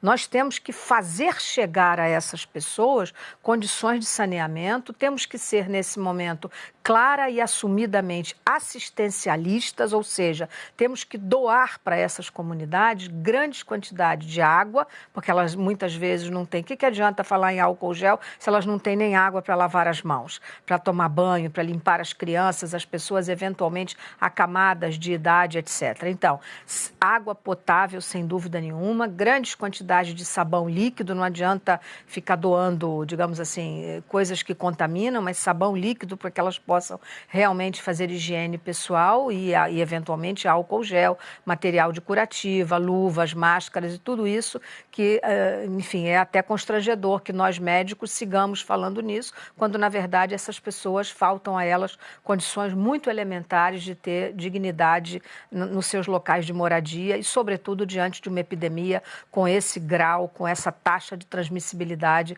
que nós estamos vendo e sabemos que assim será. Excelente lembrança, doutora Margarete. No próximo bloco a gente vai mostrar a situação no Recife e também na Baixada Fluminense e a gente vai mostrar que a situação, infelizmente, é assustadora por lá. Eu peço para a senhora me aguardar só um pouquinho, porque a gente vai ao vivo para a redação do G1 conversar mais uma vez com a Luísa Tenente, porque foi confirmada mais uma morte no Rio de Janeiro. É isso, Luísa? Sim, Márcio, a Secretaria de Saúde do Rio e a Prefeitura de Miguel Pereira confirmaram uma morte no estado, a primeira morte oficial decretada no estado do Rio. A vítima era uma mulher de 63 anos, ela estava no grupo de risco não só pela idade, mas também porque era diabética e hipertensa. Ela começou a demonstrar sintomas no domingo, procurou uma unidade de saúde na segunda-feira, aí o quadro dela piorou e ela morreu na terça. Um segundo caso, uma segunda morte em Niterói, está em investigação, Márcio. Muito obrigado, Luísa. Voltamos já com outras informações sobre o combate ao novo coronavírus. Aguarde.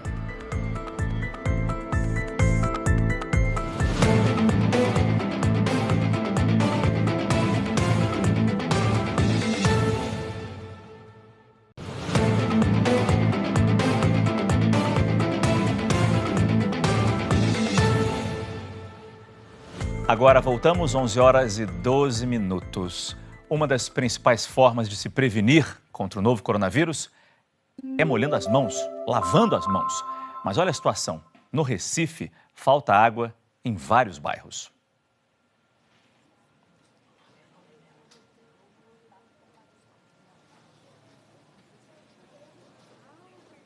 Oi, Bianca, você está me escutando?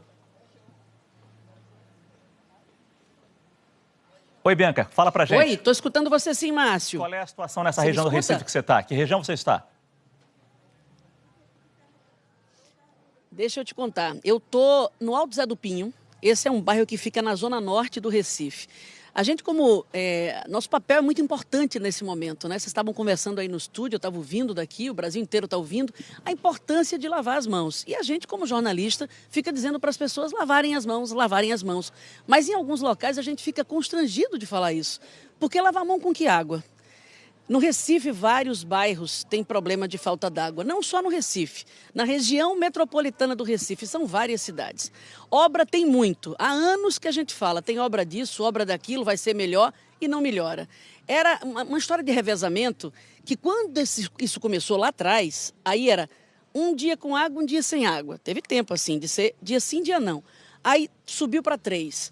Tem lugar que é 5, tem lugar que é 8. Márcio, para você ter uma ideia, no começo do mês, a gente veio exatamente neste bairro, em uma outra rua daqui. Estava sem água desde novembro, sem água. E quando chega, sabe a questão do dia sim? Pronto, digamos, 5 dias sem água, um dia com água. Aí naquele dia sim, a água vem de madrugada, aquela coisinha pouquinha, pingando. Estava com o pessoal e, claro, a gente deixou o pessoal ali por uma questão de segurança nossa e deles, mas eles estavam me contando, vieram aqui contar isso, que, gente, acontece de chegar a água de madrugada, né? Aí vocês têm que ficar o quê? Acordados para lavar roupa. E lavar a mão toda hora não consegue, né? Álcool gel, alguém tem como comprar aí? Muito caro, né? É uma situação. Ninguém está encontrando também. Pois é uma situação complicada porque as pessoas não encontram. Quando encontram, não tem dinheiro para comprar. Aí a gente diz, lave a mão, lave a mão, lave a mão. Não tem água. Sempre revezamento aqui. Em várias áreas, a gente já questionou isso, já cobrou resposta da Companhia de Abastecimento, do Governo do Estado. E até agora, Márcio, nada mudou. Continuamos com falta d'água, que é problema para tudo, né? Ô, Bianca, muito obrigado. Te agradeço demais a sua participação.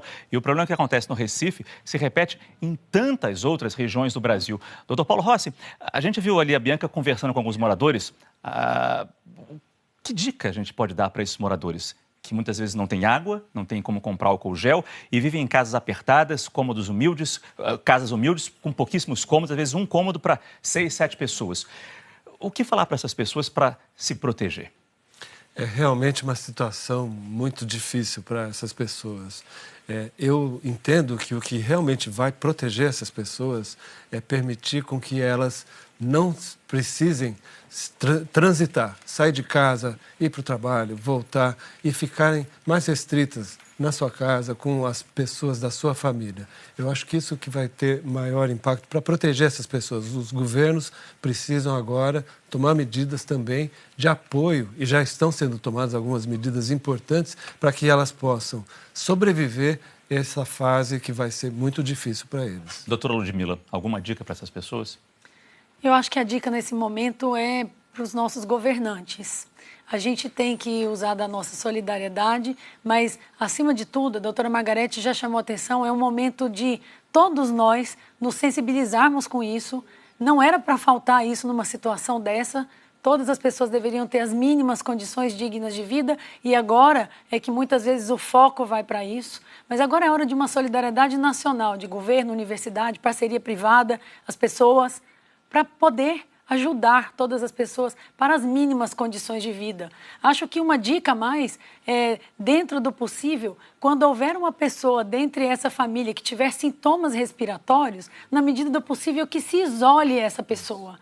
Então, se você não tem água, não tem condição mínima, mas tem alguém gripado, com tosse, chiando o peito, tente isolar essa pessoa na medida do possível. E aí vem a solidariedade do vizinho, do amigo e de todo brasileiro que está na mesma situação. Solidariedade que, felizmente, a gente encontra em grande quantidade nesse tipo de moradia, nesse tipo de região. A falta de água se repete em muitos bairros do Rio de Janeiro e também em cidades da Baixada Fluminense. Aí aumenta a preocupação. O que fazer? Muitos moradores enviaram vídeos para a gente. Veja só. Como eles querem que a gente se previne, né, do coronavírus, se não tem água aqui na Rocinha, ó. 74 anos, não posso carregar água, tô recém-operada, entendeu? E tô aí mais de um mês que não cai água aqui no escadão. Tá com medo por causa desse coronavírus? Eu tô com medo do coronavírus, não tem água nem pra lavar a mão. Aqui é a situação, ó. A pessoa não quer brincadeira nossa, mas olha aqui a nossa situação. Morador da Quintino Bocaiúva, vai fazendo 15 dias que não tem água na torneira. Aqui, olha a seca, olha a seca. Aqui embaixo mora uma senhora de idade. A torneira está fechada, não temos água, uma gota d'água sai da torneira. Nos encontramos há mais de 3 dias sem uma gota de água na pia. Em pleno surto do coronavírus, onde precisamos lavar as mãos, manter a higiene, como se faz sem um pingo de água? A SEDAI, Companhia Estadual de Água e Esgoto do Rio, declarou que vai enviar equipes para esses locais onde há falta de água. Vamos agora até a redação do RJ1, Rio de Janeiro, com a Mariana Gross, que traz os detalhes do combate ao coronavírus por aí. Mariana, bom dia para você. Bom dia, Márcio. Bom dia a todos. Agora há pouco, como a gente viu aqui no programa, a Secretaria Estadual de Saúde confirmou a primeira morte por Covid-19 aqui no Rio. A vítima é uma mulher de 63 anos que faleceu no município de Miguel Pereira, no sul do estado. Ela fazia parte do grupo de risco para a doença, era diabética e hipertensa e tinha tido contato com um paciente que viajou para o exterior. Em 24 horas, o número de casos de coronavírus quase dobrou no estado do Rio. Passou de 33 para 64. A maior parte é aqui na cidade do Rio, 55 casos. Todo dia, a gente está acompanhando, surgem novas medidas para conter o avanço rápido da doença. Hoje, finalmente, os shoppings começaram a fechar as lojas. Daqui a pouco, às 11h30, começa uma entrevista coletiva com o prefeito do Rio, Marcelo Crivella, que vai anunciar novas medidas e orientações ainda mais restritivas. Tudo para manter, de fato, as pessoas em casa. E o Diário Oficial do Estado trouxe hoje uma resolução que restringiu o atendimento ambulatorial em todas as unidades públicas de saúde a casos graves ou quadros com suspeita de coronavírus, problemas cardiológicos também, oncológicos e ainda pré-natal, psiquiatria e psicologia. Em Niterói, o prefeito Rodrigo Neves disse ao vivo aqui para a nossa equipe que o primeiro teste feito num paciente que morreu com suspeita de coronavírus no município deu positivo, mas ainda falta a contraprova. Ele anunciou que vai fechar bares, restaurantes e bloquear as praias, medida que entrou em vigor já nessa manhã. Então a gente vai até lá, ao vivo, conversar com a repórter Lívia Torres. Ela está na praia de Icaraí. Bom dia, Lívia. Oi, Mariana, bom dia para você, bom dia para todo mundo. Nós chegamos aqui à praia de Icaraí, em Niterói, antes das 6 horas da manhã. E aqui havia Guarda Municipal, Polícia Militar, também o prefeito de Niterói, secretários. E eles estavam numa ação mais enérgica, impedindo que as pessoas estivessem tanto no calçadão quanto na praia. Disseram que se liberassem o acesso à praia, aconteceria inevitavelmente uma aglomeração. O que a gente vê agora, já quase meio-dia, é que as pessoas estão aqui na praia, muitas delas se exercitando aqui no calçadão, algumas na praia também. A praia está bem mais vazia do que o habitual para uma quinta-feira de muito sol aqui no Rio de Janeiro. Normalmente a praia é bem mais cheia, mas no momento a gente vê que tem pessoas sim na praia. Mais cedo vimos pessoas fazendo exercícios, stand-up paddle e até mergulhando no mar. Essa medida, segundo a prefeitura e o que foi publicado no decreto do Diário Oficial do município hoje, é que isso estaria proibido. A prefeitura diz que nesse primeiro momento vai haver uma recomendação, uma orientação para que as pessoas não fiquem na praia, mas que com o tempo, a longo prazo, isso pode ser mais enérgico. Se essas pessoas não deixarem de vir à praia, elas podem ser, inclusive, conduzidas para a delegacia. Eles disseram que vão vendo, no caso a caso ali, o que vai acontecer. Aqui em Niterói, as praias, o decreto foi publicado hoje, já estão fechadas, Começou pela praia de Icaraí, da onde a gente está falando ao vivo, mas isso vai se estender ainda para outras 15 praias. A ideia é que até o fim de semana, que tem previsão de sol, é que essas 15 praias estejam fechadas. Shoppings também estão fechados, praças também estão fechadas e lugares públicos. A gente viu algum comércio ainda aberto, mas a movimentação aqui em Niterói é bem menor do que o habitual. Márcio. Muito obrigado, Lívia, que está falando lá ao vivo de Niterói, mas não faz muito sentido proibir a praia e liberar o equipamento de ginástica bem atrás da Lívia, com uma grande concentração de pessoas, cada um se revezando ali, tocando no equipamento, fazendo ginástica e quem sabe o que está transmitindo ali. Mariana, te agradeço demais também. Agora, não sou especialista. Quem vai responder isso é a doutora Margarete, que volta com a gente também no Rio de Janeiro. Doutora Margarete, como é que a senhora vê essa proibição, esse fechamento da praia em Niterói?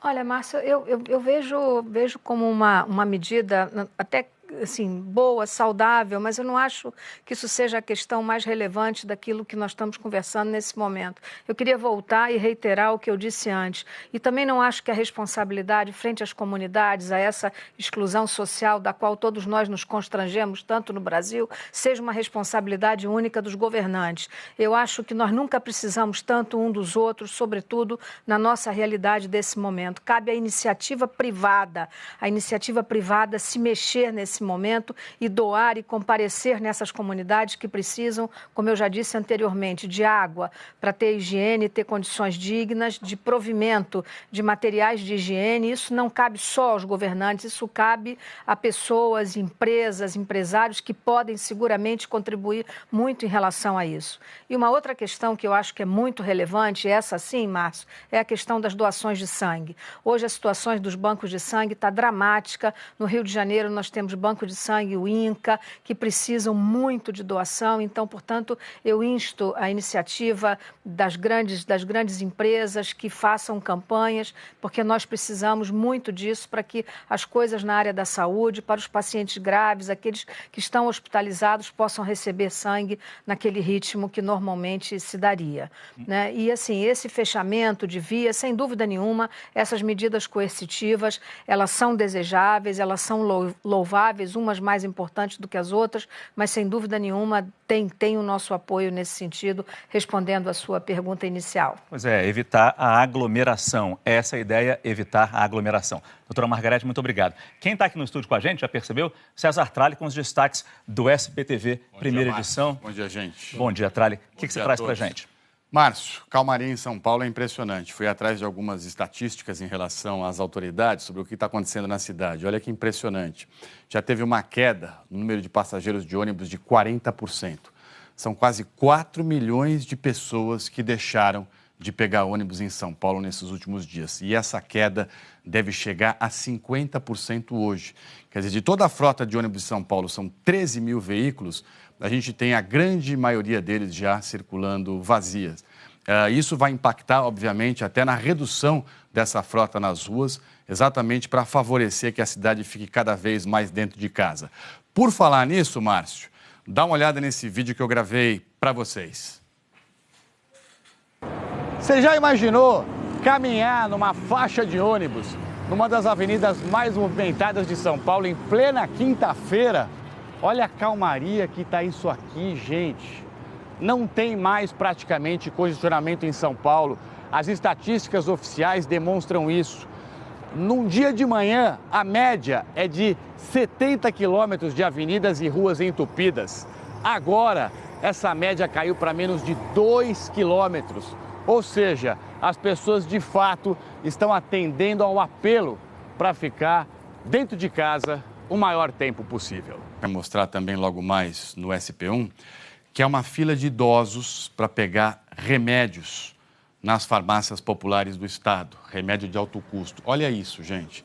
Idosos, né, sem proteção, aglomerados. Quer dizer, a gente vai discutir também a necessidade de, com o máximo de urgência, fazer com que esses remédios cheguem até as pessoas e elas não precisem mais formar essas filas enormes, onde a contaminação e a transmissão do coronavírus, obviamente, corre solta, né, Márcio? Você vai dar essa resposta para a gente no SPTV e a gente vai esperar essa resposta, então. Quem sabe a gente até volta com esse resultado amanhã. Mas é importante o doutor Paulo falar de uma outra coisa importante. Vacinação contra a gripe. Começa na segunda-feira que vem. Tem gente perguntando, vai estar aquela fila nos postos de saúde, muita concentração de gente. É perigoso pegar coronavírus quando você vai tentar se proteger da gripe? Sem dúvida. Eu acho que é uma grande preocupação nossa. As pessoas devem procurar saber como está a fila no centro de saúde no início da campanha. Vai haver uma corrida de pessoas, a gente está esperando. O meu a minha sugestão é espere 1 dia, 2 dias, para que as filas diminuam, para se expor menos na hora de tomar uma medida de proteção importante, que é a vacina da influenza. Não deixe de se vacinar. Não, e o que a gente está cobrando das autoridades é uma triagem, né? Para que a gente faça em blocos, mas que mantenha uma certa distância uma pessoa da outra, para conseguir entrar no posto de saúde, ser vacinado e sair com segurança. Ou então para pegar o remédio, que é fundamental para ela também. Márcio, só para encerrar minha participação, a gente vai mostrar, obviamente, todo o impacto das determinações para o comércio de São Paulo praticamente fechar. Farmácia, supermercado, posto de gasolina, mantidos abertos, mas essa ordem para que o comércio interrompa, obviamente vai ser um dos grandes destaques de hoje, como é que o comércio, né, as pessoas estão reagindo a isso. Bacana. Aqui no SP1 para o pessoal de São Paulo e, claro, o Jornal Local de vocês no resto do Brasil, logo depois do combate ao coronavírus. Obrigado, Tralli. Obrigado. Um abraço. Bom trabalho. A gente volta daqui a pouco com novas informações sobre esse combate ao coronavírus. Tralli quase cruzou a nossa câmera aí. Pode passar agora. Agora eu saio. Obrigado, Márcio.